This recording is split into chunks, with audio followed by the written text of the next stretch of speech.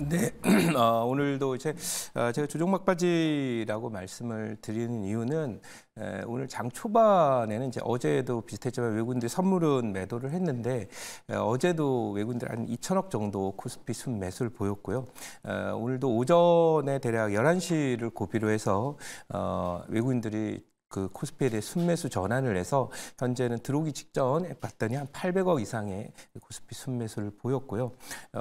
어제는 이제 한 1조 정도의 선물 매도를 해서도 종가 금방까지 줄이면서 한 6, 7천억 정도 전후의 순매도로 매도를 줄였는데 오늘은 선물 한 3천억 정도 매도를 했다가 현재 한 1,000억대 정도로 1,200~1,300억 정도로 줄여놨습니다.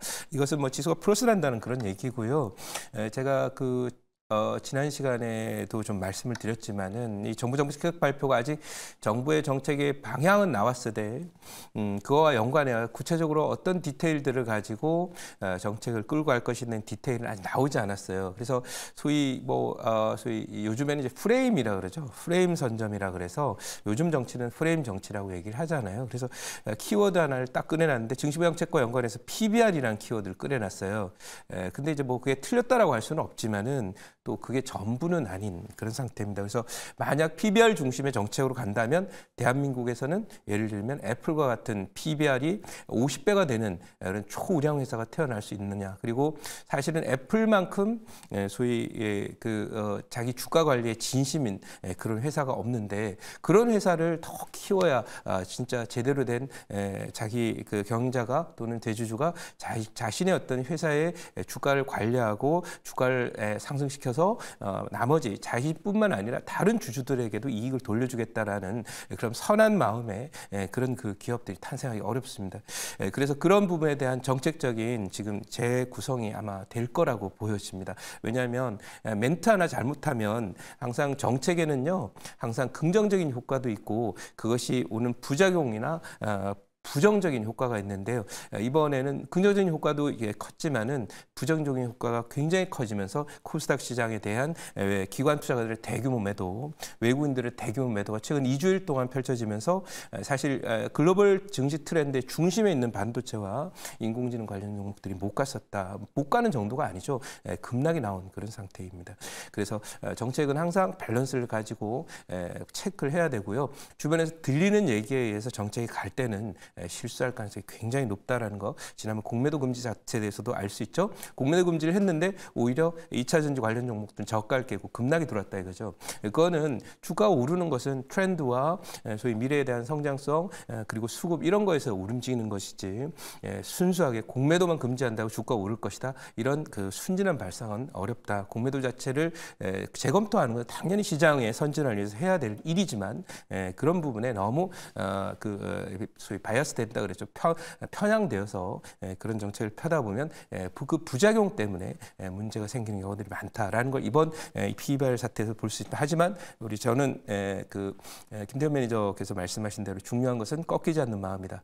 의지를 가지고 대한민국의 주가가 저평가되는 것을 면하고 이제 선진 증시로 가겠다라는 그런 그 제도적인 틀이라든지 방향성은 제대로 갖춰졌기 때문에 정책을 추진하는 과정 속에 불협화음은 있겠으나 저는 바른 방향이 맞다라고 보고 더 공부하고 연구하다 보면 더 좋은 정책, 시장을 더 탄탄하게 만드는 정책 이런 것들이 나올 거라고 봅니다. 특히 이제 미국으로 지금 가 있는 많은 국내 투자자들 사실 여러분들 제가 축구 응원을 하는데 여러분들 우리나라 대표 선수가 축구를 하는데 우리나라 대표 선수 응원해야지 예를 들면 호주 아무리 좋은 나라를 하더라도 미국 축구 선수를 응원하는 사람은 없습니다. 하지만 이 주식 투자는 이익을 쫓아서 움직이는 거니까 이익이 우리나라 주식 투자를 했을 때 당연히 이익이 생겨야 유인 효과가 있을 거다 이렇게 생각을 하면서 미국으로 간 많은 소위 서학 개미들이 다시 한국으로 돌아와서 돌아오길 그렇게 기대하면서 그런 정책이 나오길 기대합니다.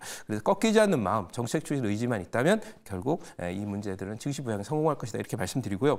오늘 지금 주종 막바지다라고 하는 표현은 아까 말씀드린 대로 외국인들이 지금 지난 주말에 대규모 3조 정도의 순매수를 한 이후에 어제도 그렇고 오늘도 그렇고 시장을 누르고는 있으나 결국 그 현물 시장, 코스피 시장에서는 계속 매수를 하고 있다라고 하는 점이 중요하고요. 그리고 이제 그런 점에서 오늘은 사실 외국인 매물을 이제는 소위 선물 시장에 대한 매물 일부만 좀 있을 뿐이고 시장이 좀 안정되는 그런 모습을 보일 것이고요. 경험적으로 이 연휴이죠. 설 연휴 특히 추석 연휴보다 더 중요한 연휴입니다. 그렇기 때문에 과거에도 중국은 이 춘절이라고 해서 소위 명절 전에 주가 빼지 않습니다. 오늘 보니까 들어오면서 홍콩 증시도 한 2% 상승을 하고 있고 중국 증시도 상승을 하고 있던데 그런 면에서 뭐 제가 보기에는 오늘 오전 정도 전후가 아마 큰 그림에서의 두 번째 바닥을 치지 않았나 이렇게 생각을 하겠습니다. 자, 그러면 준비된 제 포트 잠깐 보도록 하겠습니다. 자, 포트를 보면은 조정 막바지니까 어떤 종목을 살 거냐 중요하겠죠. 보시면은 이 한화투자증권 도전비전인데 오늘 뭐 보실 종목은 이제 도전비전을 잠깐 보겠습니다. 이 종목은 소위 인공지능과 마이크로소프트가 인공지능 대장주인데 거기와 연관되어 있는 소위 소프트웨어 인프라스트럭처의 중심에 있는 종목이죠. 차트 잠깐 보시면은 종가상으로는 지금 우주 돌파 이후에 여기 자리 잡으면 여기가 그냥 갑니다. 7만 원 정도 전후가 그냥 가는 그런 패턴을 만들고 있고 인공지능 대표주인 최근에 인공지능 대표인 도전비전 그리고 또 뭐 한글컴퓨터 이런 종목인데 오늘 한글컴퓨터도 강하더라고요. 근데 좀 우주 돌파가 됐기 때문에 여기 소위 갤럭시 끝까지 한번 가보도록 하는 그런 전략을 펴면서 수익 극대화해서 2차 목표치까지 기대하도록 하겠습니다. 자, 그러면 오늘은 이 종목은 여기에 와 있지만은 어제 TNL 소개드린 오늘도 지금 플러스 나 있죠. 낙폭과대나 바닥에 있는 종목은요. 지수가 흔들려도 걱정하지 않습니다. 자, 오늘 편입할 종목 편입을 해야 되는데 이게 지금 이제 또 가격을 봐야 돼요. 왜냐하면 또 20% 넘으면 뭐 들이댈 수가 없는 그런 상태인데 편입을 해보도록 하겠습니다. 현재 가격 2,780원. 좀 많이 올랐습니다, 여러분.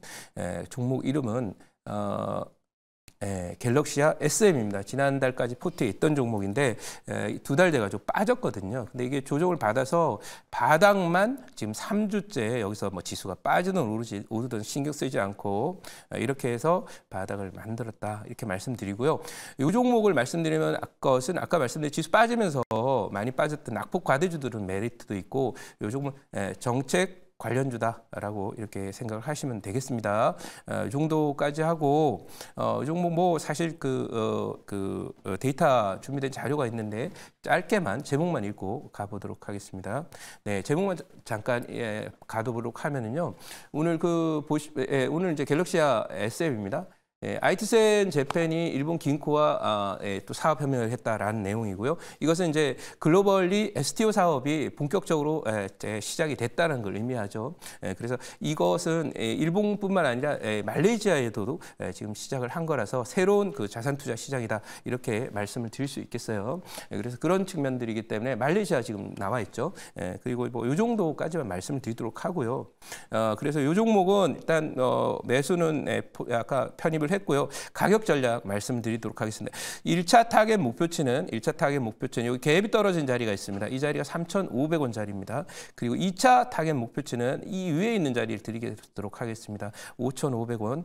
손절 라인은 오늘 시가 정도가 지나는 2,400원 정도로 대응해서 접근하도록 하겠습니다.